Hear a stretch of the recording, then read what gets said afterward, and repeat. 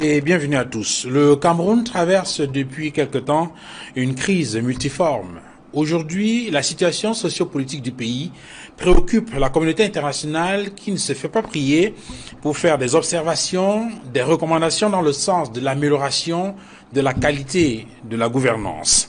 Après les déclarations des diplomates américains, après les sorties des hauts responsables des grandes institutions internationales telles que l'Union africaine, l'ONU, voici venu le tour de l'Union européenne à travers notamment ses résolutions prises il y a quelques jours par le Parlement européen.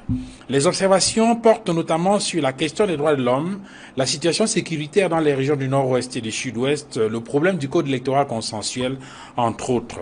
Malgré les réactions en défensive des autorités camerounaises, les critiques se multiplient à l'international, donnant l'impression, selon certains, d'un acharnement, pour d'autres, d'une sorte de résistance au processus irréversible de démocratisation du pays. Le Cameroun a-t-il jamais été autant interpellé par la communauté internationale? Comment comprendre ces sorties à répétition des hauts diplomates, des organisations internationales et des pays amis du Cameroun? La conjugaison de ces pressions en interne et à l'international augure-t-elle l'avènement d'une nouvelle république au Cameroun? 237 débats ouvre justement le débat ce soir. Merci madame, messieurs, de nous recevoir chez vous.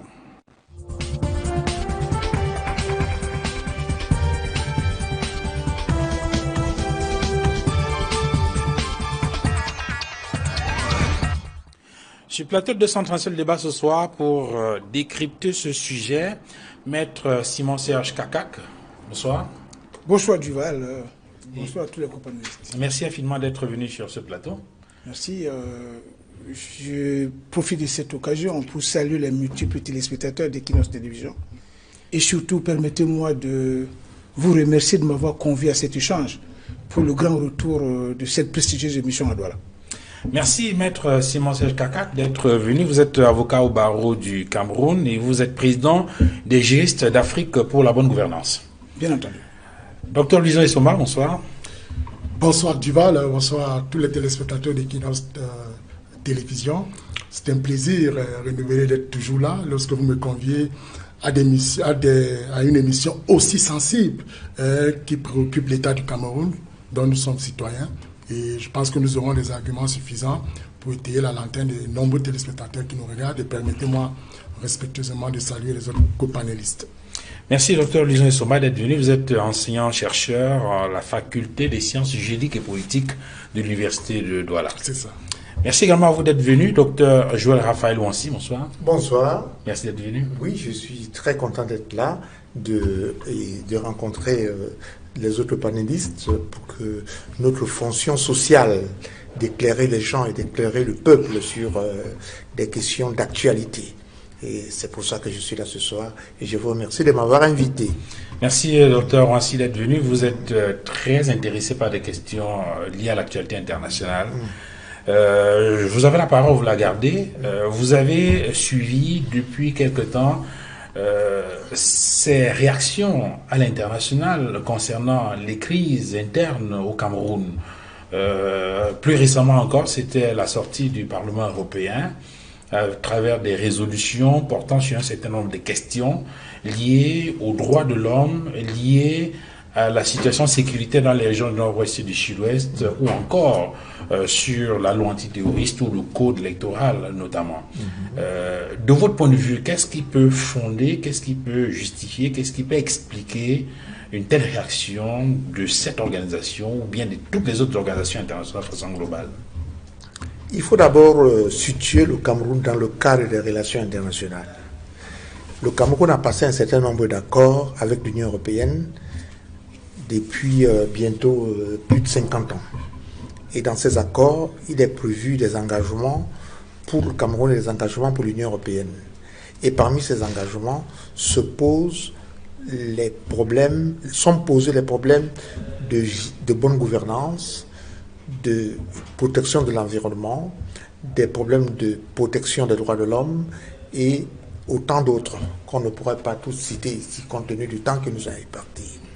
Dès lors que l'une des parties constate que ces engagements ne sont pas respectés, alors elle interpelle par voie de résolution un avis. J'en profite pour dire que la résolution est un avis émis par une organisation internationale pour attirer l'attention d'un de ses membres ou bien d'un membre qui a un accord avec cette organisation. Donc, l'Union européenne a émis un avis sur des insuffisances de la gouvernance en matière de droits de l'homme et en matière de liberté publique sur le gouvernement camerounais. Donc, le Cameroun va donc réagir et pour dire votre regard est erroné sur mon attitude, sur la gestion de telle ou telle crise, de la crise au nord-ouest, sud-ouest. Et je crois que c'est cette multiplicité de réactions qui a, dans l'opinion publique, pas posé problème, qui a poussé les Camerounais à se poser la question de savoir si les injonctions, si les recommandations qui ont été faites en force de loi ou encore s'imposent au Cameroun. Oui, c'est une question qu'il va falloir décrypter puisqu'on parle de résolution. Il va falloir peut-être également montrer la différence qui pourrait exister entre ces résolutions et ce qu'on appelait qu'on peut appeler par ailleurs les recommandations. Il y a un certain nombre de concepts qui sont revenus, la notion d'ingérence, la question de souveraineté, peut-être sont des sujets qu'il va falloir expliquer pour nos téléspectateurs. Alors, Dr Luisan Essoma, de ce point de vue, on peut donc comprendre pourquoi une institution comme le Parlement européen, je voulais préciser qu'on parle du Parlement européen parce que c'est la dernière actualité. Il y a eu beaucoup d'autres réactions qui ont été émises par d'autres organisations internationales depuis quelque temps en rapport avec cette situation. On se souvient par exemple de cette déclaration du président de la Commission des droits de l'homme, Antonio Panzeri, sur la situation du Cameroun. On a parlé également de la déclaration du 5 mars 2019 de la haute représentante de l'Union pour les affaires étrangères et la politique de sécurité sur la situation du contexte sécuritaire dans notre pays. Finalement, on peut donc comprendre le sens de ces résolutions, de ces sorties, de ces déclarations des organisations internationales sur le Cameroun. Duval, tout part du traité de Maastricht qui justement institue l'Union européenne. Et quand on s'appuie sur les 3 piliers qui ont fondé la création de cette union, il y a d'abord le premier pilier qui consistait pour cette union de se mettre en communauté européenne. Deuxième point, c'était, implémenter une politique extérieure, une politique étrangère au sein des États partis. Et le troisième point relevait de celui lié à la stratégie de sécurité, dont les stratégies sécuritaires. Et l'autre point, ça c'est les 3 points, mais dans chaque pilier, surtout au niveau du deuxième point, qui est relatif à la politique étrangère, il était bien institué que l'Union européenne s'appuie sur des éléments, des valeurs telles que la démocratie, le respect, disons la promotion et la protection des droits de l'homme, et les questions sécuritaires et humanitaires. Donc, voilà ce qui peut expliquer, pour répondre à la question que vous avez posée au docteur tout à l'heure, ce qui peut fonder l'intervention de l'Union européenne au Cameroun. Et n'oubliez pas que les rapports entre l'Union européenne et le Cameroun sont des rapports d'abord historiques, parce que vous savez, depuis 1963, le Cameroun avait déjà dû signer un accord bilatéral entre l'Union européenne et lui et notre pays. Et ces relations sont davantage emblématiques, parce que quand nous voyons sur le plan économique, les accords de partenariat économique qui ont été signés entre le Cameroun et l'Union européenne. En plus de cela, de l'aspect emblématique, il y a cet aspect dynamique. Vous voyez qu'aujourd'hui, même à l'heure où nous parlons, nous avons une délégation de l'Union européenne aujourd'hui au Cameroun, qui est arrivée aujourd'hui au Cameroun, et je crois qui doit sillonner les régions du Septentrion, notamment. Donc, voilà les raisons qui peuvent pousser donc l'Union européenne à intervenir au Cameroun. Et vous savez que le Cameroun et l'Union européenne, au-delà des accords de partenariat économique, il y a eu cet accord, cette convention de Cotonou qui avait été signée. Donc, le Cameroun et l'Union européenne entretiennent des rapports très étroits, très enrichissants, qui aujourd'hui peuvent justifier l'intervention de l'Union européenne au Cameroun. Alors, cette intervention doit se faire sous quelle forme, Maître Simon Serge Kakac? On parle des résolutions. Certains ont estimé que c'était une forme d'ingérence de l'Union européenne dans les affaires du Cameroun, en évoquant la notion de souveraineté. D'autres estiment qu'au nom de ces rapports, de ces accords, de ces conventions entre le Cameroun et l'Union européenne, que ce soit à travers l'Afrique, Caraïbes, Pacifique ou autres, en principe, on devrait... Alors, comment doit se faire cette intervention? Est-ce que vous y voyez fondamentalement de l'ingérence? Est-ce qu'il y a ici une atteinte à la souveraineté? Non, en fait, je vais répondre d'abord à cette question, avant de dire quelque chose de précis par rapport à ce que le docteur Soba disait tout à l'heure. En fait, je pense qu'il faut que les gens comprennent. Lorsqu'on évoque avec beaucoup de redondance et de récurrence la notion de souveraineté, ce qu'on doit intégrer, c'est que la notion de souveraineté, qui a pour corollaire la non-ingérence dans les affaires intérieures des États, c'est des notions qui ont été battues en brèche depuis plus d'une décennie, notamment en droit international humanitaire, qui a consacré une autre notion qu'on appelle le droit d'ingérence humanitaire. Ça veut dire quoi? Ça veut dire que chaque fois qu'il y a une situation grave qui se pose, qui surgit dans le domaine des droits de l'homme, dans le domaine sociopolitique, où on a l'impression que les libertés fondamentales sont bafouées, on a le sentiment et même la conviction que les droits fondamentaux des citoyens sont bafoués, où on a l'impression qu'il y a une situation, qui se pose avec beaucoup d'acuité. Comme par exemple des cas de génocide. Tout à fait. On peut évidemment avoir la communauté internationale peut valablement intervenir, a même, l'obligation d'intervenir. C'est pour ça qu'on parle du droit d'ingérence humanitaire. Donc ceux qui parlent toujours de la souveraineté du Cameroun, de la non-ingérence dans les affaires intérieures des États, c'est un paramètre qu'ils n'ont pas certainement intégré. Bon, maintenant, ce que je vais également relever ici, c'est que lorsque vous voyez cette intervention de l'Union européenne, qu'est-ce qui peut justifier cela? C'est la question que vous avez posée à un panéliste tout à l'heure. Et je vais renchérir ce que disait le professeur Issoumba pour dire que l'Union européenne, qu'on appelait à l'époque la Communauté économique européenne, la CE, a toujours été un partenaire historique, non pas seulement pour le Cameroun, mais aussi pour l'ensemble des pays qu'on appelait les pays ACP. C'est-à-dire les pays d'Afrique, du Caraïbe et du Pacifique. Et je tiens à vous dire que ce partenariat, ces relations privilégiées ont été matérialisées pour la première fois le 28 février 1975 avec la signature du premier accord de Lomé, qu'on avait appelé Lomé 1. Cet accord a été révisé, je crois 4 ans après 1979. Ce même accord a été révisé en 84. Ça a été révisé en 90 et en 95. On a parlé de Lomé 4 et de Lomé 4 bis en 1995. Et vous savez que depuis l'année 2000, il y a eu un nouvel accord qui a été signé, qu'on appelle l'accord de Cotonou, qui consacrait véritablement un partenariat économique entre l'Union européenne, en fait, entre la communauté économique européenne et les pays ACP, parmi lesquels le Cameroun. Maintenant, nous arrivons en 92 avec la transformation de la CE en Union européenne. Effectivement, les questions comme les droits de l'homme, les questions comme la démocratie, les questions comme la bonne gouvernance ont été considérées comme des piliers pour accompagner le partenariat économique. Parce qu'en réalité, c'est un secret pour le Chinois. Vous pouvez parler de partenariat plutôt que de coopération. Oui, bon, je pouvais parler de partenariat. Non, vous savez, dans l'esprit, la preuve est qu'aujourd'hui, avec l'histoire la plus récente, on a qu'est-ce qui a été conclu entre le Cameroun et l'Union européenne?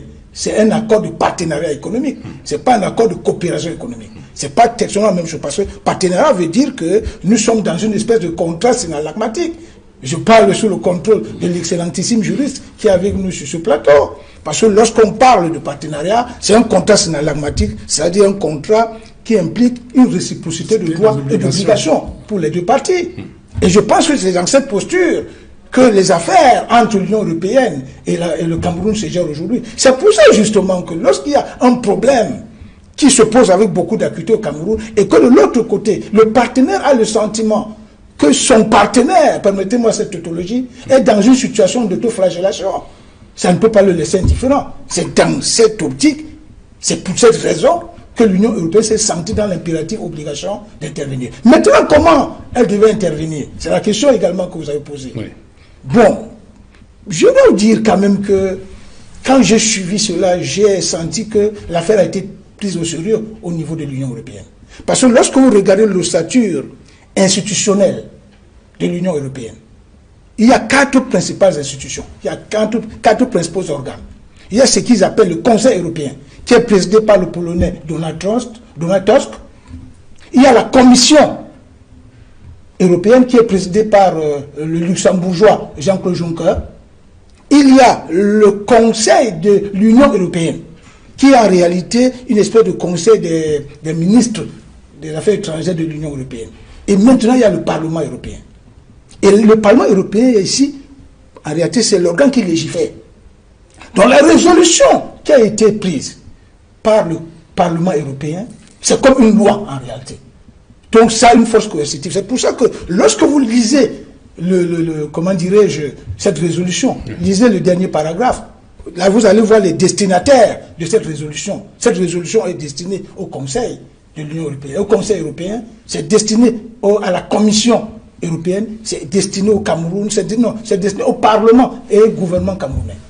Bon, ça veut dire quoi en d'autres termes? Ça veut dire quoi? Cette affaire a été prise très au sérieux et ils ont voulu intervenir de manière à influer sur la situation qui prévaut en ce moment au Cameroun. Parce que ce n'était pas dans cette posture, c'est peut-être le Conseil qui prenait une directive cette fois. Alors peut-être avant de donner la parole au docteur Wansi sur la même question, je voudrais ouvrir une parenthèse sur une question qu'on peut considérer comme d'actualité. Vous avez certainement parcouru les journaux ce matin et vous avez dû observer qu'il y a un certain nombre de tabloïds qui ont semblé faire le parallèle entre cette décision, cette résolution prise par le Parlement européen et les accointances qu'auraient certains députés européens avec des personnalités plus ou moins proches du parti politique de l'opposition, en tout cas incriminées dans ce qu'on appelait les mouvements post-électoraux au Cameroun. Est-ce que c'est une analyse qui vous semble crédible? Non, écoutez, ce qui est constant, la situation du Cameroun est connue de tout le monde aujourd'hui. Ça fait quand même 3 ans que, par exemple, la crise qui sévit dans nos 2 régions d'expression anglaise perdure. Tout le monde est au courant. L'Union européenne, qui est un partenaire historique du Cameroun, ça je l'ai dit tout à l'heure, est au courant de ça. Maintenant, le fait que l'Union européenne soit informée depuis belle lurette n'exclut pas ce que un professeur d'université que j'ai toujours eu à respecter, j'ai nommé le professeur Bipounoum, c'est lui qui nous parlait souvent à l'université du parlementarisme de couloir. Ça veut dire quoi? Ça veut dire que pour que les députés se saisissent d'un dossier, il y avait des lobbying qui étaient faits. Ça peut être fait, c'est pas exclu.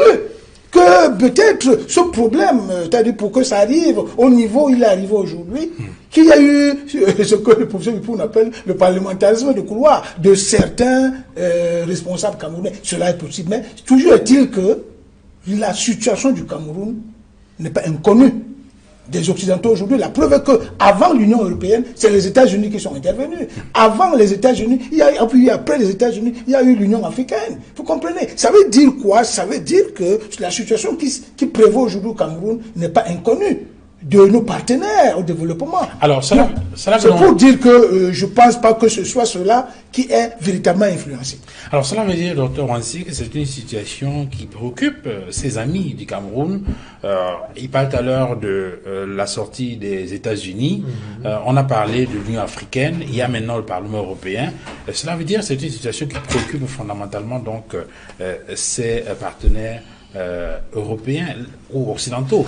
La question que je pose, c'est celle de savoir si la réaction que le gouvernement camerounais a eue, de votre point de vue, était la meilleure sur la question. On a écouté les responsables du Parlement camerounais prendre la parole sur la question, le président de l'Assemblée nationale du Cameroun, le président du Sénat, et plus récemment encore, le porte-parole du gouvernement, le ministre de la Communication, qui a fait une sortie pour tenter et d'indiquer que les éléments qui avaient été présentés par ces institutions pour justifier leur position par rapport au Cameroun pouvaient être entachés de quelques incompréhensions.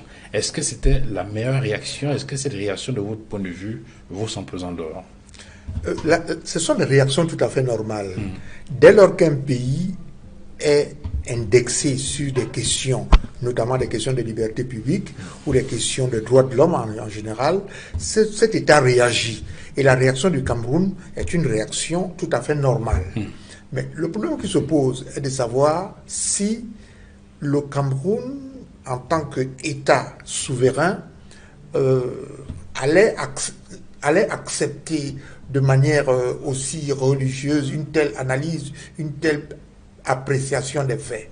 En fait, le Cameroun ne saurait l'accepter. C'est pourquoi je pense que dans ce genre de relation, dans ce genre de change entre l'Union européenne et les États africains, ou bien le Cameroun va ainsi inviter les diplomates de l'Union européenne à visiter le Cameroun, à découvrir un autre aspect, ou à présenter leur analyse comme une analyse erronée sur le Cameroun.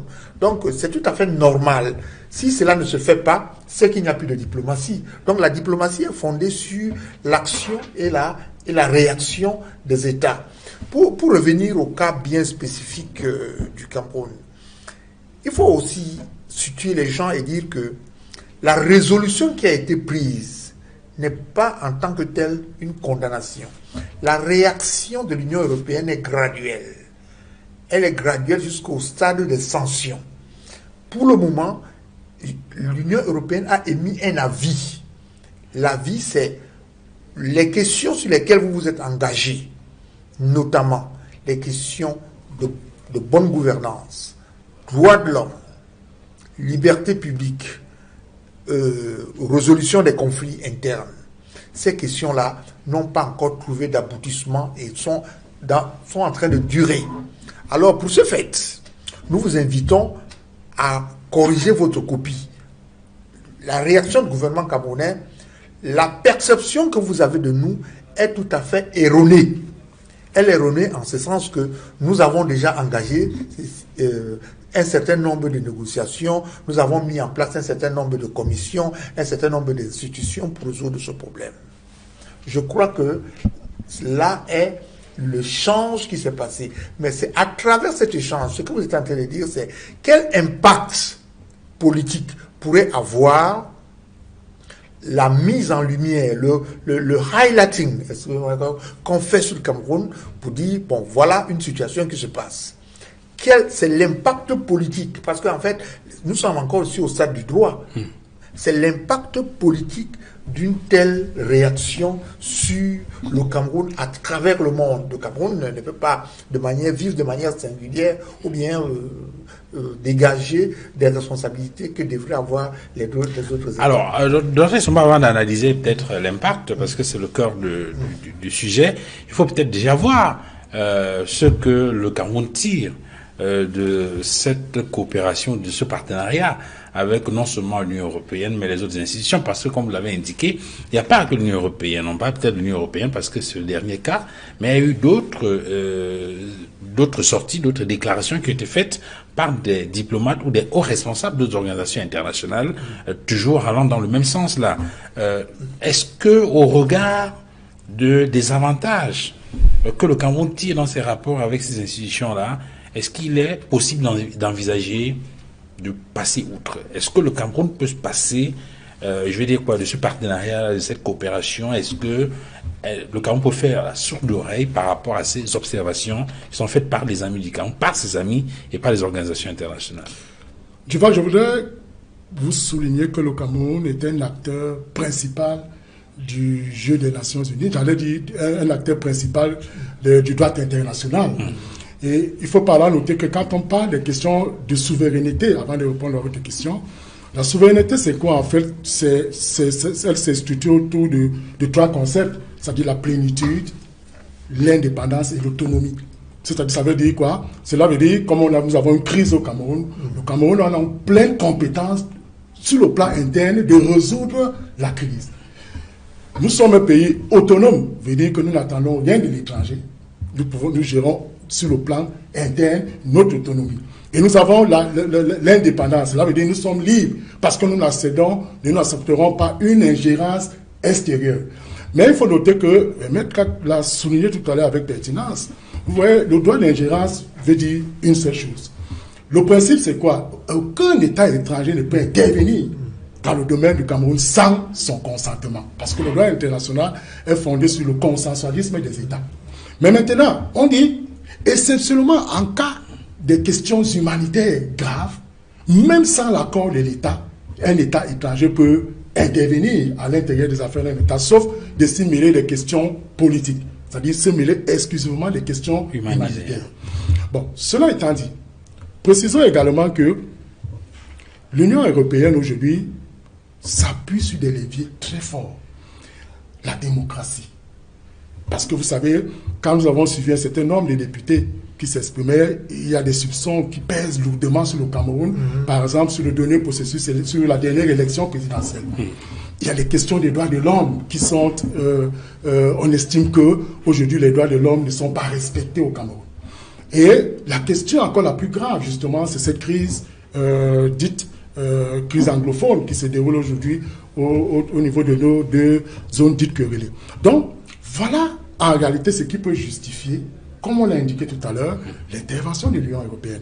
Maintenant, ce que je veux vous dire, c'est que la représentante de l'Union européenne au Cameroun, Federica Mogherini, a fait un état de lieu clair. Elle a dit l'arrestation arbitraire et la détention prolongée du professeur Maurice Kamto et compagnie peuvent être l'origine d'un désastre social et politique au Cameroun. Vous voyez donc que, avant même que la délégation qui a atterri aujourd'hui au Cameroun ne puisse véritablement rentrer sur le terrain et toucher du doigt un certain nombre de réalités, la représentante de l'Union européenne a déjà fait un état des lieux. Et elle n'est pas la seule. Nous avons vu l'arrivée de Thibon Nag au Cameroun. Il était toujours parti sur les questions d'arrestation. Il y a une déclaration des experts des Nations Unies, 11 décembre 2018, sur la répression des manifestations, entre autres. Voilà. Alors maintenant, qu'est-ce qui se passe? L'Union européenne a pris des résolutions sur le plan technique et sur le plan du droit. Une résolution n'a aucune valeur contraignante sur l'État à qui les résolutions s'adressent. Mais la résolution a ceci qu'elle joue un rôle d'influence et d'invitation à l'État de résorber un certain nombre de problèmes sur lesquels cet État est stigmatisé sur le plan du droit international. Donc, c'est ce qui peut justifier que, aujourd'hui, les gens estiment que ce sont des simples résolutions qui n'ont pas une valeur contraignante sur l'État du Cameroun et que l'État du Cameroun peut s'en passer. Mais c'est sans connaître et ignorer que, au-delà de cela, puisque l'Union européenne ne peut pas intervenir au Cameroun en convoquant la dimension militaire, c'est la raison pour laquelle vous avez vu même dans l'intervention, l'Union européenne demande plutôt au Conseil de sécurité des Nations Unies de pouvoir engager des actions fortes contre le Cameroun, parce que sachant que les résolutions qu'elle prend n'ont vraiment pas une influence capitale et fondamentale sur l'État du Cameroun. Et c'est la raison pour laquelle, si vous avez pu lire aujourd'hui sur Facebook, il y a un célèbre politologue camerounais qui a dit le Parlement européen, le Parlement du riz, comme pour justement minorer l'aspect de ces résolutions qui sont prises contre l'État du Cameroun. Ça revient dans la question que je posais, est-ce que le Cameroun peut ne pas prendre cela au sérieux? Et ça ouvre la question, ça ouvre sur la question des sanctions. Je veux dire que quelles sont les mesures qui peuvent être prises? Qu'est-ce que le Cameroun encourt comme risque si jamais ces observations ne sont pas prises au sérieux? Vous savez, le Cameroun est un partenaire sérieux de l'Union européenne. Et à partir de là, si l'Union européenne se rend compte que le Cameroun persiste dans la radicalisation, ne fléchit pas, il y a d'abord l'aide financière, les prêts qui peuvent ne plus être accordés au Cameroun. Vous savez que le FMI est un partenaire clé de l'Union européenne, dont l'Union européenne peut actionner une action auprès du Fonds monétaire international. L'Union européenne peut également jouer un rôle néfaste au niveau des échanges économiques, au niveau des échanges commerciaux Parce que on a vu, je vous ai évoqué tout à l'heure, les accords de partenariat économique signés entre le Cameroun et l'Union européenne. Donc, il peut y avoir des sanctions relatives à l'aide. L'Union européenne peut ne plus aider. L'Union européenne peut actionner les leviers de pression autour de ses membres pour avoir une attitude de retrait contre le Cameroun. C'est-à-dire, l'Union européenne peut demander à la France, je prends un exemple banal, de ne plus, par exemple, accorder une aide à la France, au Cameroun, d'adopter une attitude diplomatique de retrait contre le Cameroun. Donc voilà autant de mesures qui peuvent être prises à l'encontre du Cameroun. Mais on y est bien loin, hein, Maître Kakak. On a appris ce jour, par exemple, que le nouvel ambassadeur de Grande-Bretagne au Cameroun était au Palais de l'Unité à échanger avec le président de la République sur un certain nombre de questions. De toute évidence, le ciel des relations entre le Cameroun et ce pays, et peut-être même d'autres pays de l'Union européenne, n'est pas aussi nuageux qu'on peut l'imaginer. Est-ce que on peut déjà, à partir de cet instant, envisager ces sanctions telles que le professeur Somba l'indiquait tout à l'heure? Non, je dois quand même apporter une petite réserve par rapport à ce que vous venez de faire observer. Bon, vous parlez bien du nouvel ambassadeur de la Grande-Bretagne, qui n'est plus proprement dit... proprement dit dans l'Union européenne aujourd'hui, après le Brexit. Absolument. Ça, c'est une petite parenthèse que je voulais apporter. Mais ce que je voulais, peut-être avant de répondre typiquement à cette question que vous me posez, je voulais revenir un peu sur ce que mes copanélistes venaient de faire observer par rapport à la force coercitive de la résolution du Parlement européen. Vous comprenez? Je ne suis pas d'avis avec le docteur Ouassi, qui estime que le Parlement n'a émis qu'un avis. Non, ce n'est pas un simple avis. Parce qu'en fait, vous savez, dans le fonctionnement structurel de l'Union européenne, on va de manière graduelle. Quand ça commence par le Parlement, on prend une résolution qu'on transmet aux deux organes exécutifs que sont le Conseil européen et la Commission européenne, qui, au niveau de ces deux institutions, peuvent prendre plutôt des directives. Les directives peuvent être prises sur la base de la résolution, qui est déjà une force coercitive, parce que c'est comme une loi et le Conseil ne peut pas s'en démarquer. Ce n'est pas un avis, ce n'est pas un avis consultatif, ce n'est même pas un avis obligatoire ou contraignant. Si? Obligatoire ou contraignant. Oui, tout à fait. Voilà. Ce n'est pas un avis, ce n'est pas un simple avis. C'est un peu comme ça se passe au niveau des Nations Unies. Quand les Nations Unies veulent agir de manière coercitive, il passe par le Conseil de sécurité qui prend une résolution.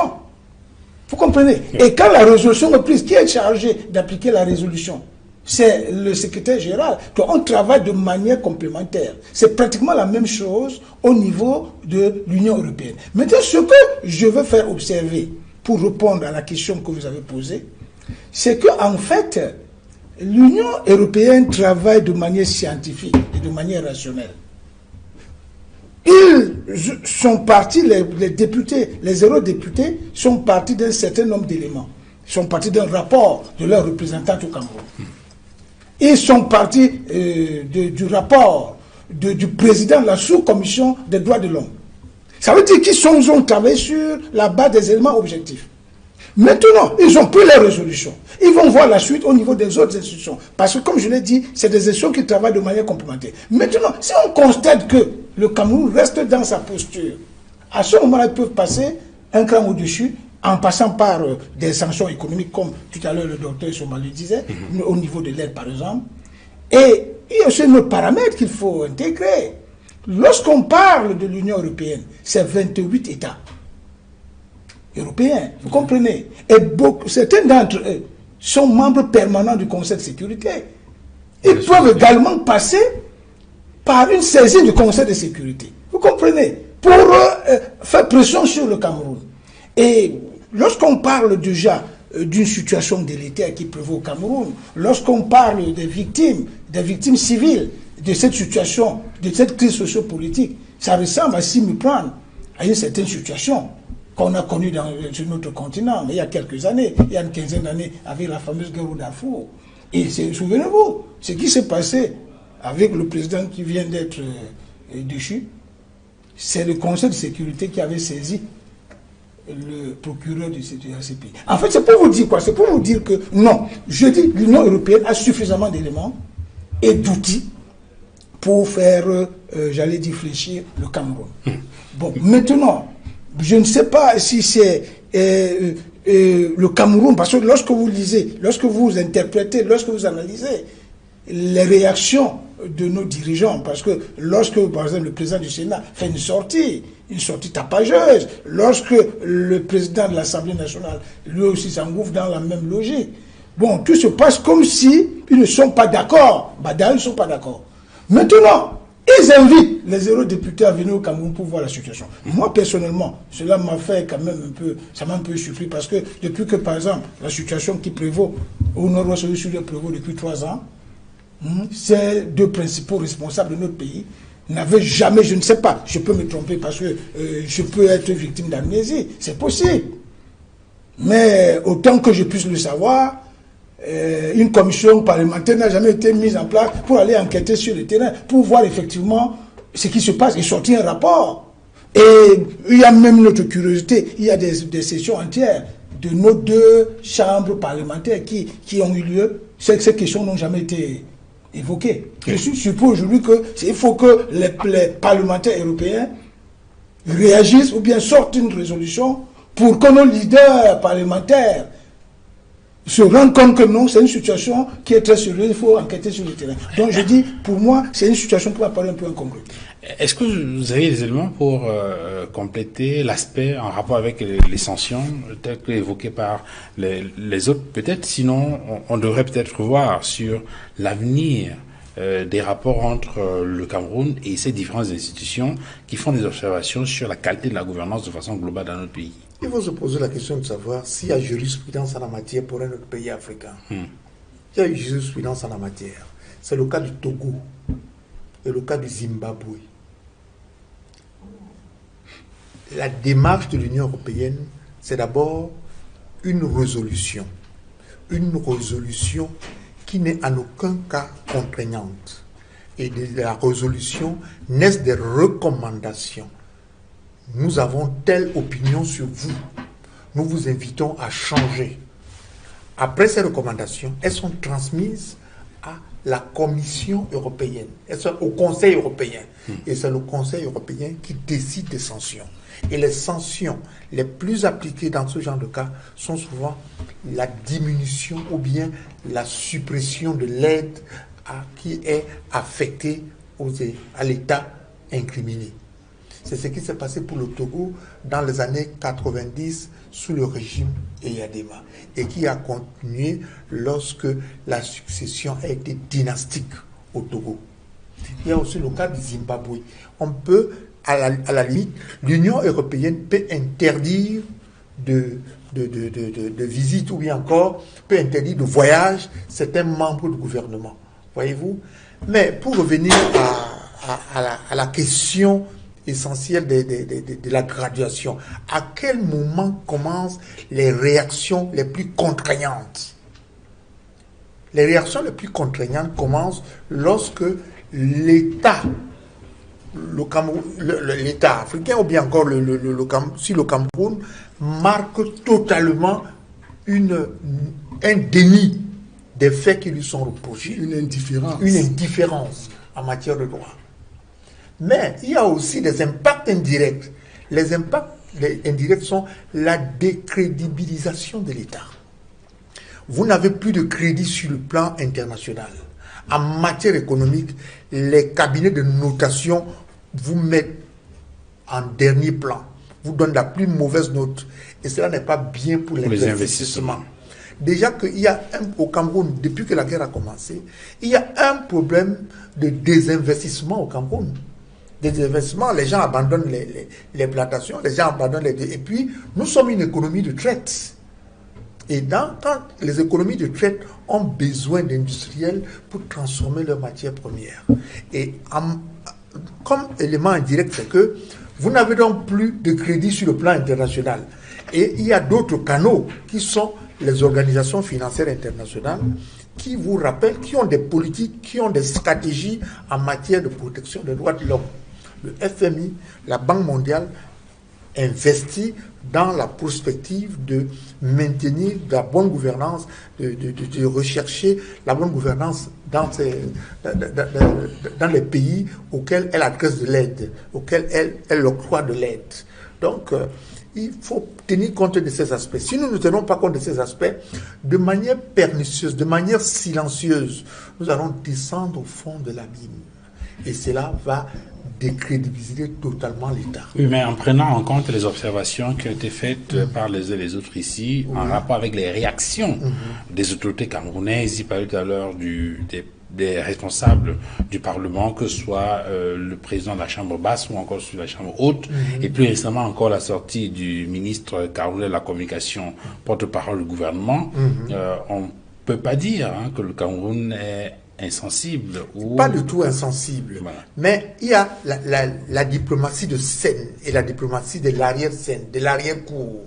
Dans l'arrière-cour, nous avons un représentant, nous avons un ambassadeur à Bruxelles, qui est en même temps, je crois, représentant du Cameroun à l'Union européenne.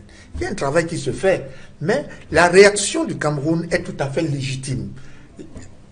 Brandir sa souveraineté, les réflexes de souveraineté sont tout à fait légitimes. Ne rien dire aurait été accepté. Ne rien dire était une forme d'une acceptation en bloc. Donc, c'est constater, réagir, mais apporter des améliorations et apporter des solutions adaptées sur les faits incriminés. Alors, Dr Issoumba, c'est...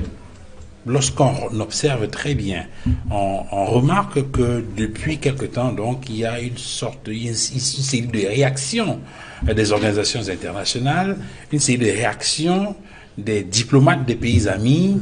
On a souvenance du cas des États-Unis, que ce soit l'ambassadeur du Cameroun l'ambassadeur des États-Unis au Cameroun, qui a fait une sortie assez, je veux dire, tonitruante à la veille de l'élection présidentielle sur l'alternance et bien d'autres questions. On se souvient également, vous avez évoqué tout à l'heure le cas de Tibor Nagui, et qui est arrivé il y a quelque temps au Cameroun, et puis des déclarations qu'il a également faites. On prend le cas des organisations internationales. On parlait tout à l'heure de l'Union africaine, il y a eu la Commission des droits de l'homme, la Commission africaine des droits de l'homme, des peuples, et ainsi de suite.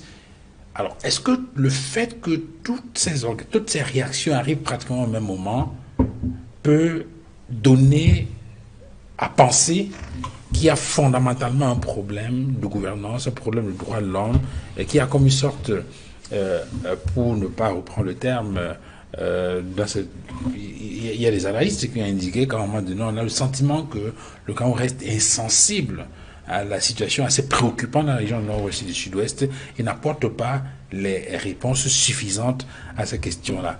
Est-ce que cela peut avoir un sens qui est comme ce tir groupé contre le Cameroun à ce moment précis? Duval Fangwa, si le Cameroun était une personne physique, on dira qu'il est cliniquement malade et qu'il est mal dans sa santé. Mal dans sa santé relative à la gouvernance, mal dans sa santé relative au respect, à la promotion des droits de l'homme, davantage très mal par rapport à cette crise dite anglophone, qui, je vous l'avoue, est en train de faire très mal au peuple camerounais. Je veux vous avouer que si vous voulez ressentir, vous qui êtes à Douala, vous voulez un peu ressentir les effets de cette crise anglophone, allez-y du côté de Bonadjo, comment on appelle l'hôpital qui est à Bonadjo, l'hôpital militaire qui est à Bonadjo, la garnison militaire. Vous allez voir autant de civils arriver, mais surtout plus des militaires arriver. Donc un bras coupé, des pieds coupés, ainsi de suite. L'image fait mal. Vous savez, quand on perd un être humain, c'est l'humanité qui pleure.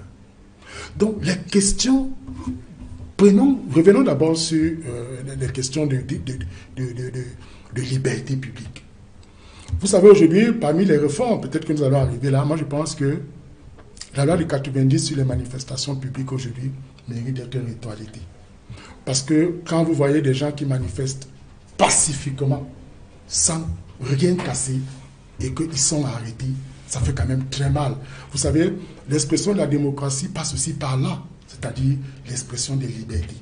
Vous voyez un peu, ça fait très mal quand on sent que des gens veulent manifester pour faire valoir un état d'âme. Parce que vous savez, la Constitution nous reconnaît le droit de résistance à l'oppression. C'est-à-dire qu'il y a une technique par laquelle le peuple attire quand même l'attention des dirigeants au respect de la Constitution, au respect des droits de l'homme. Vous voyez que cela est très grave avec ce qui arrive aujourd'hui au professeur Maurice Kamto et compagnie. Vous avez vu la représentante de l'Union africaine, Federica Mogherini, elle a insisté sur cet aspect pour dire, mais tant qu'on les détient en détention, cela peut davantage radicaliser l'opinion et déboucher sur une crise sociale très dangereuse où on ne va plus maîtriser un certain nombre de choses. Maintenant, vous avez vu l'autre point le plus important encore, c'est l'aspect démocratique. Vous voyez, on dit que le Cameroun est un État démocratique. Notre article 2 alinéa 1 de notre Constitution est clair. Le Cameroun est un État démocratique. Donc cela veut dire que les valeurs de la démocratie qui méritent d'être mises en jeu pour justement faire hisser le Cameroun parmi les pays épris de liberté, épris de respect des droits de l'homme, ces valeurs sont également piétinées. Vous avez vu aujourd'hui, on parle des questions de l'état de droit. Cela veut dire qu'il faut respecter les procédures, même dans une arrestation. Je parle là sur le contrôle de maître. Quand on veut vous arrêter, on vous indique les motifs et on vous arrête. Et vous avez vu, la communauté internationale estime que le Cameroun a franchi quand même la zone rouge au niveau, par exemple, des arrestations des uns et des autres. Vous voyez aujourd'hui, vous êtes arrêté à Douala, vous êtes déporté pour aller être jugé à Yaoundé, capitale politique. Donc, pour le citoyen lambda, plus que Yaoundé, les mêmes institutions qui sont ici, qui puissent juger si les concernés se retrouvent à Yaoundé, et le fait qu'ils aient commis les actes à Douala et qu'on les transporte à Yaoundé, dans la tête du citoyen lambda, c'est qu'il y a la politisation de la procédure judiciaire. Or, en les jugeant, par exemple, à Douala, on ne peut pas lever le soupçon sur le fait de ce que, eh bien, il n'y a pas là-dedans l'émission du politique. Alors donc, ces tiers groupés, donc, de votre point de vue, peuvent se justifier. Oui, ça peut se justifier aujourd'hui, Monsieur Duval. Je vous prends un exemple. Si vous êtes chez vous et que les voisins visent les cailloux sur vos toits pour vous dire que non, et on suit les cris des enfants, les enfants pleurent dans votre maison, on ne sent pas une réaction des parents, et que ces pleurs gênent l'entourage, et que les voisins commencent à marteler, non, il y a un problème là-bas, chacun vient vous tendre le doigt, ça veut dire qu'il y a un sérieux problème au Cameroun. Surtout, et je voulais indiquer, cette crise qui dure aujourd'hui 3 ans. Et là, je suis d'accord avec M. Kak. Regardez, le Parlement camerounais, nous sommes là dans la démocratie représentative, qui représente le peuple camerounais. C'est quand même étonnant que une crise qui dure 3 ans n'a jamais été soulevée au Parlement. D'où la réaction de Chief Victor Moukete, qui dit, mais qu'est-ce que nous faisons donc ici? Pendant que les autres, les Camerounais meurent, une guerre camerouno-camerounaise, on va leur faire mourir, mais nous sommes ici à Yaoundé en train de boire les champagnes. Prenons cette affaire au sérieux. Donc, M. Duval, le Cameroun va mal, disons-le à des termes clairs, ne tournons pas autour du pot, le Cameroun va mal.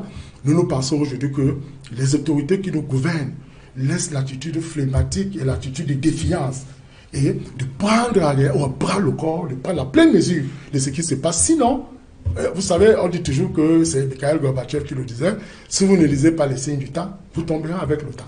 Est-ce que dans l'histoire, l'évolution politique de notre pays, vous avez souvenance d'une situation comme celle-ci qui a retenu l'attention de la communauté internationale, où il y a eu des réactions de ce genre? Non, à ma connaissance, non, mais sur le plan juridique, je reconnais l'affaire Albert Moukon, qui avait saisi, et là même, c'était la Commission africaine des droits de l'homme, qui avait saisi pour des traitements inhumains et des traitements cruels, voilà. Et vous savez que l'Union européenne, l'Union africaine avait fait des pressions sur l'État du Cameroun qui avait indemnisé Albert Moukon. Et moi, je pense que c'était l'affaire la plus qui a quand même eu, qui a réveillé, comment dire, qui a mis en exergue l'État du Cameroun dans sa dimension des droits de l'homme. Et tout le monde sait, Albert Moukon avait été indemnisé par l'État du Cameroun sur la pression de l'Union africaine Parce que, et justement, après même cela, l'Organisation des Nations Unies avait pris le relais et a fait pression sur le Cameroun qui a indemnisé Albert Moko. Moi, c'est le cas où, du moins, si ma mémoire ne subit aucune infidélité, c'est le cas le plus, qui me reste en mémoire, sans savoir s'il y en a eu d'autres. Est-ce que vous n'avez pas le sentiment, Maître Kaka, qu'il y a comme une sorte d'avalanche, de critiques, de récriminations contre la gouvernance au Cameroun sur les questions de droits de l'homme? Est-ce que vous vous souvenez, dans l'histoire politique du Cameroun, d'une situation comme celle-là, où on a eu des sorties, des déclarations de l'Union africaine, des institutions de l'ONU, de l'Union européenne, des pays amis qui sont exprimés de façon aussi forte sur les questions, sur les crises internes au pays? Non, ce que je vais vous dire de manière péremptoire, avant de répondre à votre question, c'est que lorsque la crise a commencé dans nos deux régions anglophones, beaucoup de gens avaient pensé, notamment quand la crise a pris une tournure politique, comme les gens ont commencé à parler de sécession, d'autres parlaient de fédéralisme et tout, le sentiment qui s'est dégagé, moi je voyage constamment, dans les pays étrangers, tout le monde estimait que cette crise était la résultante de la malgouvernance qui victimise le Cameroun. Parce que lorsque les gens analysaient la situation, on comprenait que, en fait, la crise part du fait que le pouvoir est ultra centralisé au Cameroun. Et ce centralisme à outrance a généré donc la malgouvernance qui fait que nos frères de l'autre côté ont pensé qu'ils ne peuvent plus continuer. Donc, il est indéniable que c'est une crise de la malgouvernance. Maintenant donc, au niveau de l'avalanche des réactions qu'on note, qu'on enregistre sur le plan international, c'est quand même inédit dans notre histoire de constater que toutes les organisations internationales, toutes les organisations interétatiques se sont levées de manière emphatique pour dire à nos autorités que changez de fusil d'épaule. Vous ne pouvez pas avoir une crise comme celle-là. L'ONU n'est pas d'accord avec votre démarche. L'Union africaine n'est pas d'accord avec votre posture. Le Commonwealth n'est pas d'accord avec vous. L'Union européenne n'est pas d'accord avec vous. Mais jusque-là, vous continuez à penser que vous tenez le bon bout. Parce que ce qui se dit, lorsque vous voyez les réactions de nos autorités, chaque fois qu'il y a un rapport, que ce soit d'une, comment dirais-je, des organisations de droits de l'homme, comme les Human Rights Watch, comme les Amnesty International, quand l'Union européenne réagit, nos autorités se lèvent et tous tiennent toujours le même discours. Et les gars sont convaincus que c'est eux qui ont raison. Donc je dis quand même que lorsque vous gouvernez, vous ne pouvez pas faire preuve d'autisme. Parce que si vous êtes des vrais gouvernants, parce qu'il y a une différence entre ceux qui règnent et ceux qui gouvernent. Si vous régnez, vous pouvez être autiste. Ça veut dire que vous n'écoutez pas les autres. Mais si vous êtes des gouvernants, gouvernant veut dire que vous êtes à l'écoute de votre peuple et de tous ceux qui vous accompagnent dans votre dynamique de développement. Parce que quand vous voyez notre système de gouvernance, tout le monde sait que lorsque nous avons des problèmes aujourd'hui sur le plan économique, lorsque nous avons des difficultés à impulser une véritable dynamique de développement, nous faisons recours aux partenaires au développement. Et c'est le même partenaire au développement qui vient nous dire que non, sur le plan des droits de l'homme, sur le plan de la gouvernance, il y a des choses à revoir. Mais jusque-là, lorsque ces gens nous disent que sur le plan de la gouvernance, il y a des problèmes, les gars nous disent non. Écoutez, c'est les affaires intérieures au Cameroun. Alors que le lendemain, ils reviennent vers vous pour demander de l'aide. C'est pour vous dire qu'en réalité, la situation que nous connaissons en ce moment est vraiment préoccupante. Moi-même, je n'ai jamais vu ça dans un pays. Parce que tout à l'heure, vous avez demandé que de mémoire, d'intellectuels, de mémoire, des gens qui suivent, j'allais dire, l'évolution politique, l'évolution du monde. Je n'ai jamais vu cela. Parce que dans tous les pays du monde, vous allez toujours voir qu'en réalité, la situation parfois crée une espèce de bataille géostratégique où on vous dit il y a telle puissance occidentale qui soutient tel camp, telle puissance occidentale qui soutient tel autre camp. Vous voyez par exemple la crise qui prévaut aujourd'hui dans un pays comme le Venezuela, où vous avez l'impression que le président de l'Assemblée nationale, comment il s'appelle, Juan Guaido, et le président Maduro, chacun a ses soutiens. Et c'est pour ça que la situation perdure. Parce que d'un côté, il y a les États-Unis, de l'autre côté, il y a la Russie. Vous comprenez? Et il y a des organisations qui soutiennent les deux camps. Donc maintenant, vous ne pouvez pas être dans un pays. Vous estimez porter une dynamique d'émergence. Parce que c'est à ça que nous sommes aujourd'hui. On nous a parlé de l'émergence à l'horizon 2035. Vous êtes là pour impulser une dynamique d'émergence. Mais curieusement et aussi paradoxal que cela puisse paraître, vous n'êtes à l'écoute de personne. On vous fait une remarque qui est objective. Parce que moi, quand je lis, j'ai eu le privilège de prendre tout mon temps et de lire, ligne après ligne, la résolution du Parlement européen. Je vous dis la main sur le cœur et sur la foi de mon serment d'avocat que tout ce qui a été rapporté dans cette résolution, c'est des affaires que tous les Camerounais dignes de ce nom reconnaissent. Ça veut dire qu'il n'y a eu aucune exagération. Et surtout, lorsque vous lisez même ce rapport, ils reconnaissent qu'il y a eu des dérapages de tous les côtés. Civil. Voilà. Oui. Mais ils reconnaissent, j'ai lu, il y a un paragraphe là où les gars vous disent clairement, ils reconnaissent les dégâts commis par les sécessionnistes. Vous comprenez? Ça veut dire qu'ils font une analyse objective.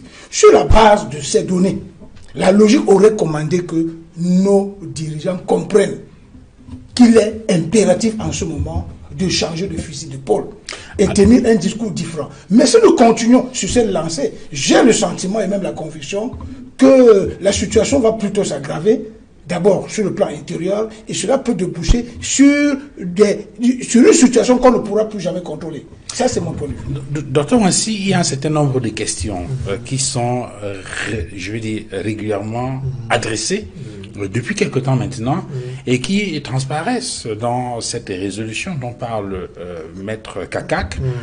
Sont des questions qui sont connues. On se souvient que dans le sillage de l'élection présidentielle au Cameroun en octobre 2018, il y a eu tout un débat en rapport avec, je veux dire, il y a eu beaucoup d'agitation autour de la question du code électoral que l'opposition voulait consensuel. Il y a eu également, au lendemain de l'élection, des agitations.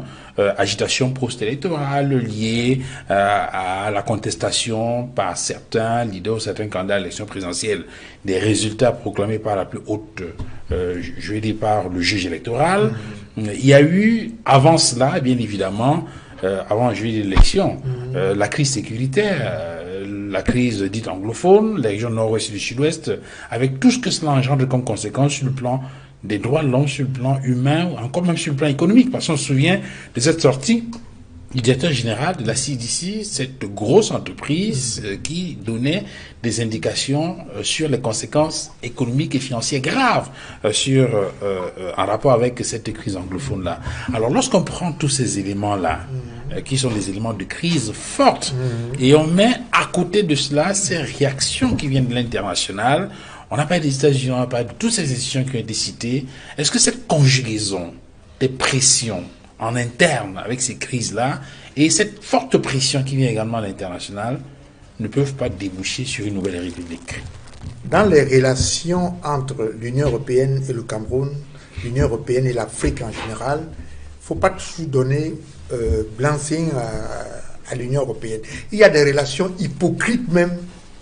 Il y a des relations très hypocrites entre l'Union européenne et le Cameroun et l'Afrique.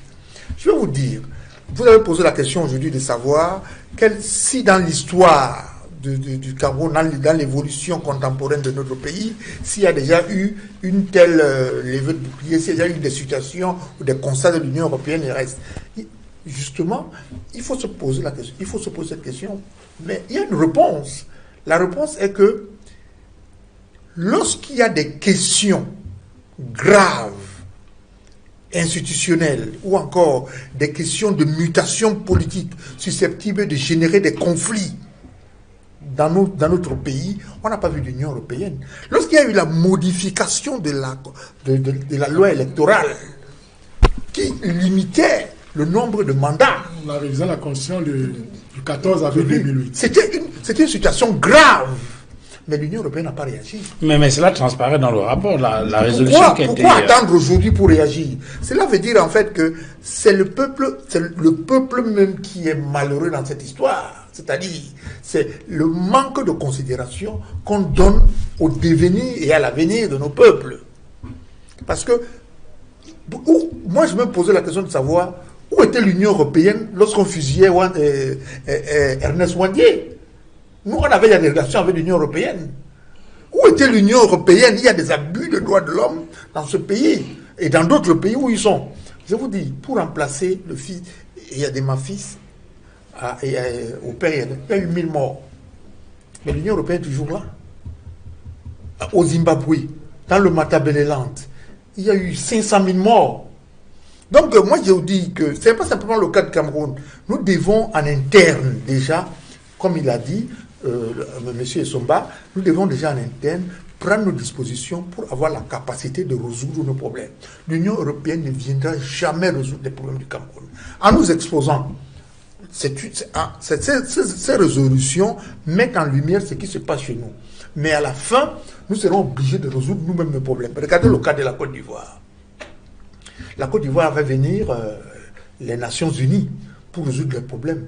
Aujourd'hui, 10 ans après, ils découvrent qu'ils n'ont pas pu atteindre le niveau de réconciliation nationale susceptible de leur apporter la paix. Chaque fois qu'ils parlent, il y a toutes des relations hypocrites parce que chacun a toujours le couteau dans la poche. On ne sait plus qui est qui. Donc, à la fin, ce ne serait pas l'Union européenne, ce seraient les Camerounais eux-mêmes. C'est comme étaient les Algériens eux-mêmes, comme sont les Soudanais eux-mêmes. L'Union africaine savait ce qui se passait au Soudan. L'Union africaine n'a pu rien faire pour la Libye. Pendant ce temps, c'est des membres de l'Union européenne qui bombardaient la Libye dans le cadre de l'OTAN. Donc, nous devons, je suis tout à fait d'accord avec tout ce que nous disons, avec les différentes positions. Oui, mais il y avait des dissensions au sein de l'Union africaine il faut quand même faire une analyse sectorielle des reproches, une analyse sectorielle des questions qui ont été abordées par l'Union européenne. Et se poser même la question de savoir pourquoi c'est maintenant que l'Union européenne réagit. Nous savons ce qui se passe au Cameroun depuis, avant même la crise, avant la crise anglophone. On connaît, il y avait des indicateurs qui nous disaient qu'on allait arriver là, que notre mauvaise gouvernance allait arriver là. Pourquoi c'est aujourd'hui? Alors, il faut se poser des questions.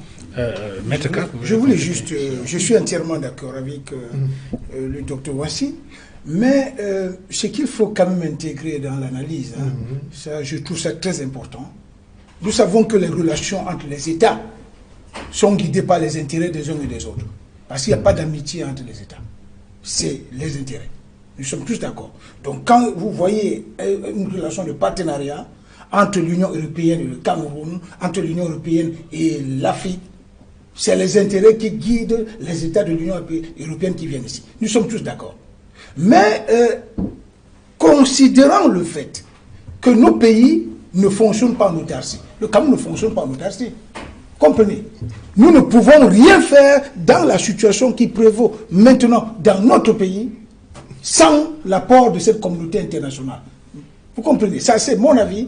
Et je suis de ceux qui pensent que ce qui peut motiver l'intervention aujourd'hui de ces grands acteurs de la communauté internationale, c'est la sécurisation de leurs intérêts. Parce qu'en réalité, vous ne pouvez pas faire les affaires dans un monde où, mon ami, on tue les individus, on tue les populations tous les jours. Vous ne pouvez pas faire les affaires, même au niveau individuel. Lorsque vous traitez avec quelqu'un qui a des problèmes de famille, si vous faites des grandes affaires avec un monsieur qui est en situation de divorce avec sa femme, qui tous les jours se chamaille avec ses enfants, à un moment donné, vous qui faites les affaires avec cette personne, vous allez commencer à vous poser des questions. Je pense que c'est à cette situation que nous sommes aujourd'hui. L'Union européenne vient là pour ses affaires. Ça, c'est indéniable. Mais il n'en demeure pas moins que, comme notre pays est en train de s'installer progressivement dans une situation d'autoflagellation, la situation commence à inquiéter l'Union européenne qui peut valablement jouer un rôle pour nous aider à changer de cap aujourd'hui. Je pense que c'est à ce niveau que l'apport ou alors l'intervention de l'Union européenne peut nous être très très utile. C'est ce que je voulais dire. La situation sociopolitique dans notre pays aujourd'hui, Dr Essomba, de votre point de vue, peut-elle déboucher sur une nouvelle république? Duval tout à l'heure m'avait posé une question si on se rappelait d'un cas dans lequel le Cameroun s'est senti autant inquiété par la communauté internationale. Par la communauté internationale. Justement, je suis un peu entré dans l'histoire, mais j'ai oublié le fait récent, c'est-à-dire que lors de l'élection présidentielle du 7 octobre, nous avons vu la sortie de l'ambassadeur, nous avons vu la sortie des anciens présidents africains, Thierry Rewes du Ghana, Olusegun Obasanjo, qui se sont mobilisés. Beaucoup de chefs d'État africains ont dû appeler le président de la République pour lui dire non, vraiment, surtout Thierry Rewes, lui, il avait été clair. Il a dit au président de prendre aisément sa retraite et ce n'était pas le seul. Donc, à partir de ce moment-là, nous avons vu qu'il y a eu des soubresauts, il y a eu un moment fort qui a caractérisé l'État du Cameroun. Alors, par rapport à la question que vous posez, je voudrais tout simplement vous dire que quand je vois, au fond, la relation d'abord à l'Union européenne vis-à-vis du président de la République, vous vous rendez compte que depuis un bout, le président de la République a tourné le dos à l'Union européenne et s'est ouvert le chemin de la Chine. D'où l'Union européenne commence à comprendre que tous les intérêts économiques et financiers sont déjà en train de les échapper au profit de l'Asie. Et vous vous rappelez ce jour, quand le président était en Chine, un journaliste franco-italien lui a demandé, mais monsieur le président, à qui appartient le Cameroun? Il a dit, le Cameroun est la chasse gardée de personnes. Or, eux, ils comprenaient par là que le président de la République s'est détourné déjà de l'Union européenne au regard du fait que les accords de partenariat économique qui avaient été passés, le Cameroun n'avait pas senti immédiatement des retombées sur le plan économique et financier. Donc, maintenant les réformes, oui. Je pense que, je ne lis pas sur une boule de cristal, mais je pense que le président de la République aura intérêt à décrisper l'atmosphère sociopolitique qui est extrêmement tendue. Au regard du 20 mai qui arrive, comme c'est la fête de l'unité nationale, je pense pour ma part que le président de la République pourrait libérer le professeur Maurice Kamto et compagnie. Pourquoi? Qu'est-ce qui m'amène à le dire? Ce qui m'amène à le dire, c'est simplement que le président de la République a intérêt, parce que nous serons, disons, on va magnifier et fêter la cohésion sociale, et cette cohésion sociale ne peut pas s'expliquer lorsque un deuxième, quand même à l'élection présidentielle, se retrouve incarcéré en prison. Il peut même laisser que la justice fasse son travail et plus tard utiliser son droit de grâce. Donc moi je vois ça je vois ça sous cet angle. Mais ça c'est un aspect sur la question des droits de l'homme et l'incarcération d'un certain nombre de leaders politiques. Oui. Mais à côté de cela, il y a d'autres questions. On a parlé tout à l'heure du code électoral qui se veut consensuel. On annonce des élections régionales. Il y a un certain nombre d'élections qui sont attendues, législatives, municipales, qui devraient se faire dans un cadre. Mais je ne sais pas. Maître Kak, docteur Wansi, si vous avez observé un peu comme moi, regardez la hiérarchie des préoccupations posées par l'Union européenne ou bien par Federa Mogherini. Première des choses, c'est la libération du professeur Maurice Kamto. Je ne sais pas si vous avez vu dans la hiérarchie, vous constaterez comme moi que c'est l'un des piliers d'or sur lequel l'Union européenne s'applique et bien sûr et d'autres institutions internationales qui participent. Pourquoi? Parce que vous considérez que ça peut contribuer à la décrispation du contexte sociopolitique. Et peut-être maintenant donner la possibilité d'évoquer d'autres questions de manière beaucoup plus sereine, comme la crise anglophone et les autres sujets. Voilà. Donc il y aura ça. Et l'autre préoccupation qui me paraît majeure, c'est le retoilettage et l'actualisation du code électoral. Je vais vous prendre un exemple. Quand dans le code électoral, il est inscrit que on rend les résultats 15 jours plus tard, c'est quand même extrêmement grave. Quand dans le code électoral, on vous dit, en cas d'égalité entre le candidat, c'est le plus vieux qui l'emporte. Et parmi les 8 candidats en liste, bien entendu, s'il y avait égalité de voix entre Maurice Kamto et Paul Biya, ou entre Gaga Amanadi, c'est toujours Paul Biya qui l'emporterait.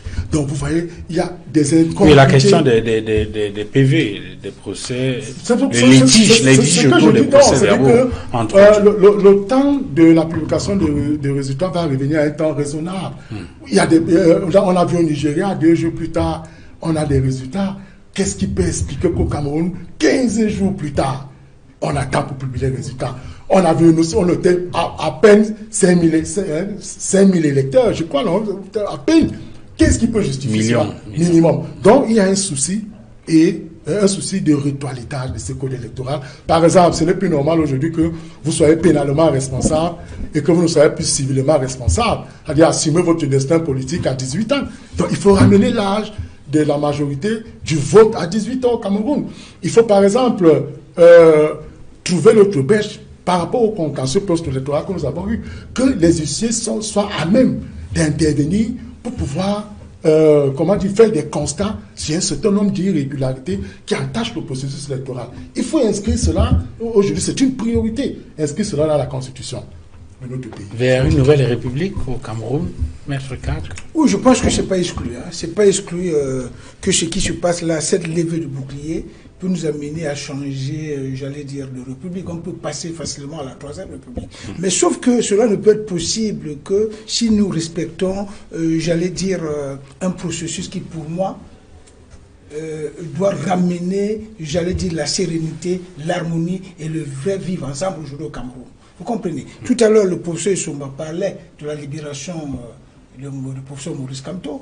Bon, je le dis très honnêtement, parce qu'aujourd'hui, lorsque le professeur Maurice Kamto est en prison, c'est quand même quelqu'un qui a engrangé officiellement 14% des suffrages des Camerounais à la dernière présidentielle. Ça veut dire que le mettre en prison avec ses principaux collaborateurs veut dire que vous avez installé 14% des Camerounais à l'âge de voter dans une situation de crispation. Vous comprenez? Donc ils sont là, ils sont totalement frustrés, ils sont crispés, ils ont le sentiment d'être victimes d'une injustice. Vous comprenez? Première chose. Deuxième chose maintenant, lorsque, depuis 3 ans, des gens se lèvent pour dire que nous ne sommes plus d'accord avec votre façon de nous gouverner, ou bien de gouverner notre pays. Nous avons le sentiment que si nous continuons comme ça, nous ne tirerons plus jamais notre épingle du jeu dans ce pays. Nous, on peut faire partie. Je pense que c'est la posture de ceux-là qui disent, mais en fait, ces gens ne sont pas dans cette conviction.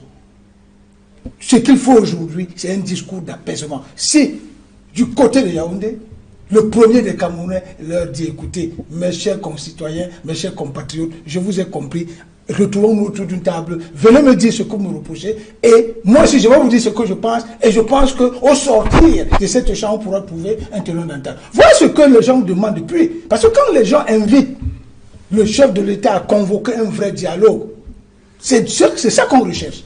Vous comprenez? Vous l'avez suivi, j'ai une actualité très récente. Il y a eu pratiquement une crise socio-politique qui s'est vue aujourd'hui au Sénégal. Dès que M. Macky Sall a prêté serment, il a convoqué des assises nationales pour que les Sénégalais se retrouvent, pour se regarder dans les yeux et discuter de leurs problèmes. Vous comprenez? Donc, pour qu'on arrive à la mise en place d'une troisième république ou bien d'une nouvelle république, il faut que ces préalables soient évacués. Il faut que le Camerounais... Il y a beaucoup de problèmes aujourd'hui. Les Camerounais sont dans une situation où ils ont commencé à se regarder en chien de faïence. Le tribalisme a refait surface. Vous comprenez? Nous ne nous faisons plus confiance. Il faut que l'harmonie, la paix, l'amour et surtout l'engagement et la détermination de vivre ensemble reviennent dans ce pays. Je pense que tout cela sera évacué. Mais cela passe par la libération. Moi, je veux vous dire une autre chose. Je ne me limite pas à la libération du professeur Maurice Kamto et consorts. Il faut même libérer même ceux qui sont détenus dans le cadre de la crise anglophone. Je parle des leaders. Je suis convaincu que si ces gens aujourd'hui, le chef de l'État, nous sommes aujourd'hui au mois d'avril, nous sommes à moins de 3 semaines de la fête nationale. Bon, je ne sais pas si c'est la fête de l'unité nationale, mais je dis que c'est la fête nationale. Si le chef de l'État, du haut de son piédestal, du premier magistrat de ce pays, se lève pour dire que j'ordonne la libération de tous ces gens qui sont en prison dans le cadre de la crise anglophone. J'ordonne la libération de ceux qui sont détenus dans le cadre de la famille du 26 janvier. Vous allez voir que dès le lendemain, il y aura un apaisement. Et si, de surcroît, il vient donc annoncer la convocation d'une grande assise nationale où tous les Camerounais sont appelés à apporter leur modeste contribution. Parce que c'est de ça qu'il est question. Il ne faudrait pas que dans cette assise, que certains Camerounais se sentent exclus. Il faut que tout le monde soit dans la danse. Parce qu'on doit profiter, on dit souvent que l'occasion fait le larron. On profite de cette occasion pour laver définitivement notre linge dans la famille et que cela soit valable pour les 10 régions du Cameroun. Vous allez voir que la paix, la sérénité, beaucoup de choses vont revenir ici et nous aurons donc tous les outils pour bâtir une nouvelle république. C'est ce que je voulais dire. C'est votre avis, Dr Wansi, ça paraît... Ce discours, on l'a suivi. C'est ça qu'on suit partout, beaucoup de Camerounais parlent comme ça. Mais il faut se poser la question de savoir, est-ce qu'au stade où nous sommes, le prince, a-t-il les moyens et la force pour déclencher un tel processus? Ah oui, c'est-à-dire la refonte institutionnelle. On a beau libérer les gens, tout ça, recommencer. Il y a un problème qui se pose au Cameroun, c'est la refonte institutionnelle. Où seraient les obstacles de votre point de vue? Les institutions ont été taillées pour un système, pour le président. Elles ont été taillées pour qu'il soit là. Tout est orienté pour maintenir un pouvoir présidentiel fort. Est-il possible aujourd'hui de démanteler ce système? C'est la question qui est posée aux gens. Et si on démantèle le système, ça veut dire quoi? Ça veut dire que celui qui est chargé de diriger le pays devrait partir. J'arrive, c'est pas fini. Et il faut reconnaître quelque chose. Pour voir la réaction de la présidence, du président, il faut savoir de quelle école il vient. Il vient de l'école, je le dis toujours, pour ceux qui veulent apprendre l'histoire des institutions politiques du Cameroun, il vient de l'administration coloniale. Il a été formé à l'administration coloniale d'outre-mer, où l'administration coloniale d'outre-mer avait pour chef dans les colonies le lieutenant-gouverneur. Est-ce que vous avez appris un jour que le lieutenant-gouverneur a reculé? Il ne recule pas. La preuve, De Gaulle lui-même n'a pas reculé. La seule fois qu'il a reculé, il a démissionné. En 62. En 64. En 62, puisqu'il avait demandé de reconfigurer le Sénat. Le Sénat. Et donc, n'attendez plus de ce genre de choses. Je crois que on devrait prendre acte et laisser le temps faire les choses. Moi, je ne vois pas le président de la République en train de dire refonte des institutions, on recommence à zéro. Ça va passer par où? Alors, si on reste sur cette posture-là, Dr Sombas, là, vous voudrez dire que il faut peut-être envisager un schéma qui soit beaucoup moins pacifique. Parce que Maître Kak indiquait présenter un schéma qui soit peut-être nettement meilleur, c'est-à-dire qu'un certain nombre de concessions ou de compromis avec la main, la touche du chef de l'État, et ensuite des assises qui permettraient aux uns aux autres de s'asseoir et de discuter. Alors, lorsqu'on écoute Dr Wansi, il estime que la configuration ou c'est pas le schéma mental ou psychologique dans lequel se trouve un certain nombre de responsables à la tête de l'État ne permettrait pas d'envisager cela. Vous êtes sur quel? J'ai voulu rajouter quelque chose à propos il faut voir le Cameroun dans la géopolitique régionale. Un mouvement brutal emporterait beaucoup d'États. Le Cameroun est du moins un fort dans le langage militaire, un fort avancé de l'Occident, de l'Union européenne pour le contrôle du golfe de Guinée, notamment en ce qui concerne la piraterie, en ce qui concerne le terrorisme. Cela fortifie la position des gouvernants, en qui se disent, mais nous sommes sur le plan géostratégique un fort, nous sommes sur le plan géostratégique un pion incontournable. Imaginez-vous si le Cameroun connaît une situation de déstabilisation. Le Tchad en guerre, Centrafrique en guerre, le Congo même n'est pas si sûr que ça, le Congo de Brazza. Si le Cameroun rentre dans une situation de guerre très difficile, c'est pourquoi aussi l'Union européenne intervient pour dire qu'attention, ça peut basculer. Et si ça bascule, c'est grave. Oui, précision peut-être dans je voulais juste une petite précision. Je ne vais pas m'inscrire en faux par rapport à la dimension géopolitique et géostratégique que le docteur Wansi a cristallisé pour le Cameroun. Vous comprenez? Mais personne autour de ce plateau n'a parlé, j'allais dire, d'une intervention brutale. Non, j'avais parlé de ça.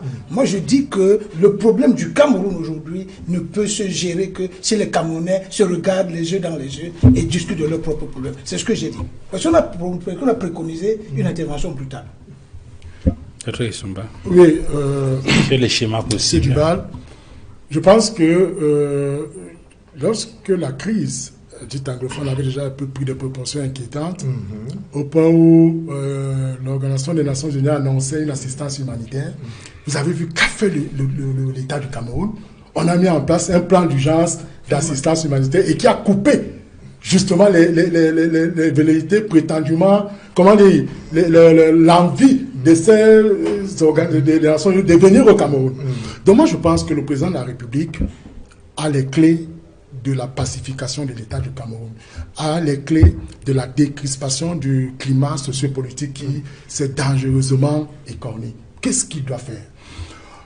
On l'a vu, toutes les sorties relatives, par exemple, à ces crises n'ont été des sorties qu'à vocation répressive.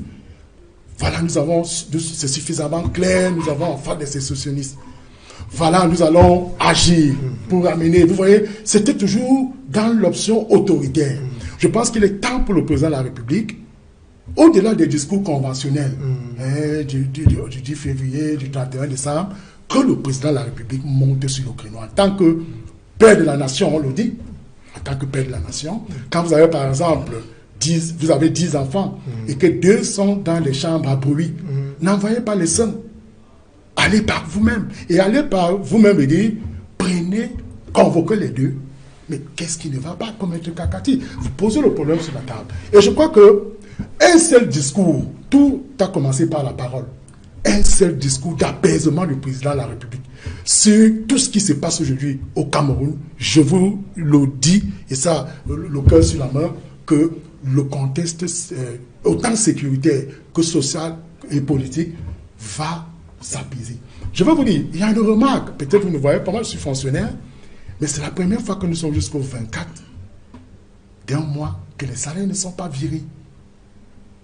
Donc, pour moi, je commence à comprendre que cette crise socio-politique, cette instabilité à travers les tirs groupés sur l'État du Cameroun, tout cela est en train de jouer même sur notre économie. Parce que je crois que c'est le docteur Wansi qui parlait de la CDC aujourd'hui qui n'arrive plus à produire.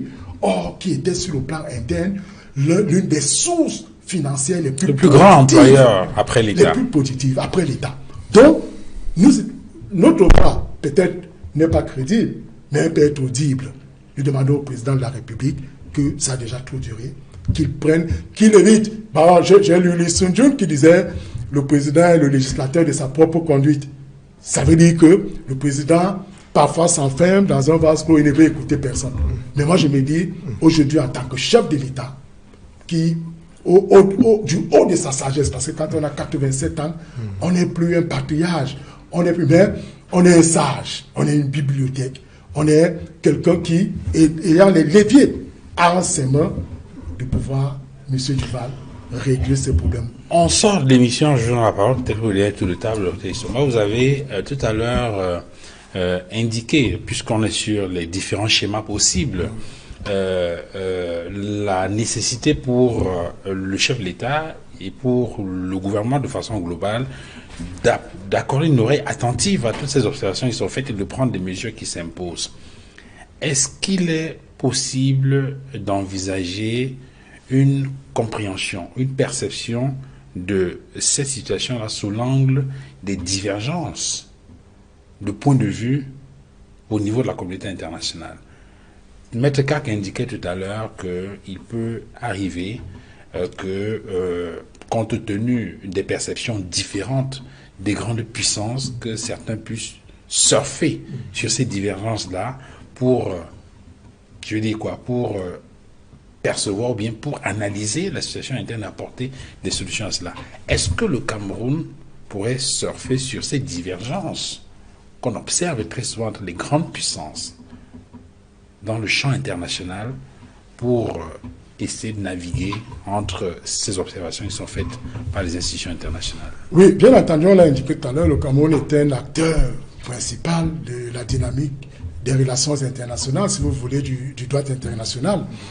Le Cameroun est, au regard de sa position géostratégique, un des pays privilégiés. D'où aujourd'hui tous ces frémissements sur le Cameroun, parce que nous avons des richesses naturelles de toutes sortes qui apportent et attirent les États étrangers. Donc moi je pense pour ma part que sur le fondement de notre autonomie constitutionnelle qui fait de nous un État souverain, il est donc bon que l'État du Cameroun anticipe sur un certain nombre de choses. C'est-à-dire, comme nous venons de les évoquer, les problèmes, comme on l'a souvent dit, dans une famille, se résolvent difficilement quand on joint les étrangers. Donc moi, je pense que c'est la raison pour laquelle nous disons, nos gouvernants, et surtout le président de la République, il n'a plus rien à gagner, il n'a plus rien à perdre. Moi, je le pense. Mais il a tout à gagner, parce qu'il doit sortir de manière digne. Vous savez, lui-même, il avait souvent dit, mon illustre prédécesseur m'a cédé un pays digne et prospère et en paix. Donc lui-même, il a donc pour nécessité, à son tour, de laisser un Cameroun uni et prospère. Maître Kak, sur cette question-là, il a parlé tout à l'heure de l'Union européenne. Vous avez fait l'observation selon laquelle, je veux dire, la bonne qualité des relations entre le Cameroun et la Grande-Bretagne, qui n'est plus forcément dans l'Union européenne, est-ce que cela peut être considéré à bien des égards comme étant une issue de secours pour le Cameroun face à ces tirs groupés de la communauté internationale en rapport avec les questions qui ont été évoquées? Je vais dire de façon simple. La perception qu'on a parfois, je veux dire, du manichéisme qu'on a souvent de la compréhension des relations internationales avec peut-être au niveau du Conseil de sécurité des gens qui peuvent avoir des approches différentes. Est-ce que le Cameroun peut surfer là-dessus pour tenter de se dérober des observations qui sont faites par ces institutions internationales? Je pense que cela n'est pas possible. Cela n'est pas possible parce que lorsque vous faites l'exégèse de la géographie politique mondiale aujourd'hui, vous allez vous rendre compte que tous les grands acteurs, sauf peut-être la Russie et la Chine, dont on ne connaît pas encore véritablement la position par rapport à cette crise, vous comprenez. Mais lorsque vous prenez les principaux acteurs du monde occidental, ça veut dire les États-Unis, l'Allemagne, la France, parce qu'en fait, lorsqu'on parle de l'Union européenne ici, tout le monde ici sait que les deux mastodontes, les deux principaux leaders, c'est la France et l'Allemagne. Vous comprenez. Quand déjà l'Union européenne prend une position, ça veut dire que même la France n'est plus forcément avec le président, même l'Allemagne. Bon, la Grande-Bretagne n'a jamais été un leader de premier plan, vous comprenez.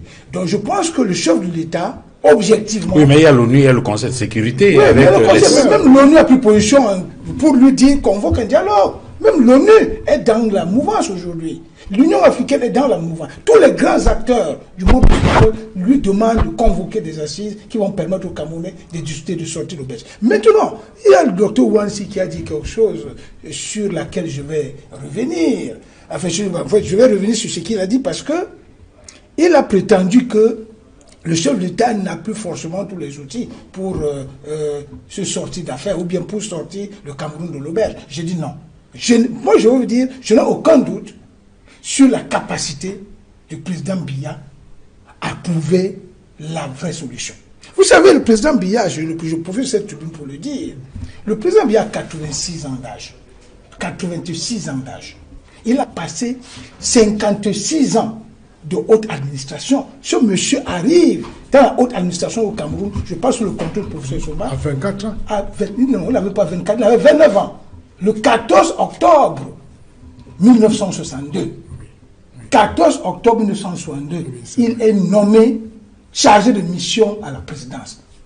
Ce monsieur n'est plus jamais sorti de la haute administration. Il a fait 20 ans de haute administration et 20 ans après, il est passé à la magistrature suprême. Ce monsieur a tous les outils.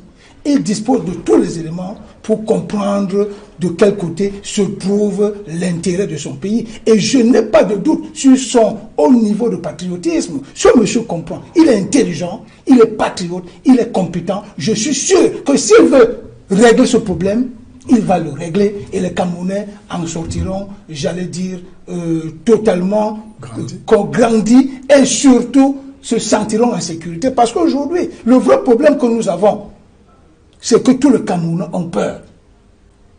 Parce que même ici à Douala maintenant, les problèmes d'insécurité ont atteint des proportions inquiétantes. Donc, c'est pour vous dire que faisons confiance au président Biya et profitons de cette tribune, de ce que nous offre cette émission qui est prestigieuse, Duval. Je profite de l'occasion pour vous féliciter parce que c'est une émission qui est très écoutée et je pense que même si le chef de l'État ne nous écoute pas, il y a beaucoup de ses collaborateurs qui sont à l'écoute et je pense qu'ils comprennent ce que nous disons. La seule solution aujourd'hui pour le Cameroun, c'est l'apaisement et la solution ne peut venir que de lui. C'est mon dernier mot. On va s'arrêter là pour ce soir. Merci infiniment d'être venu. Merci, docteur Wansi, Raphaël, d'être venu sur ce plateau. Je rappelle que vous êtes internationaliste, vous vous intéressez beaucoup, juriste internationaliste bien sûr, vous vous intéressez beaucoup aux questions liées à l'actualité internationale. Merci à vous, maître Simon-Serge Kakak, vous êtes avocat au barreau du Cameroun, le président juriste d'Afrique pour la bonne gouvernance. Merci également au docteur Issoumba, Luison, d'être venu. Oui, je dois dire que l'Union européenne a toussé, mais la fièvre n'a pas encore pris le Cameroun. Merci, bonsoir. Vous n'attendez pas la fièvre, hein, docteur Issoumba. Merci à vous, madame, messieurs, d'avoir regardé cette autre livraison 237 débats. Excellente soirée à tous et à très bientôt. Au revoir.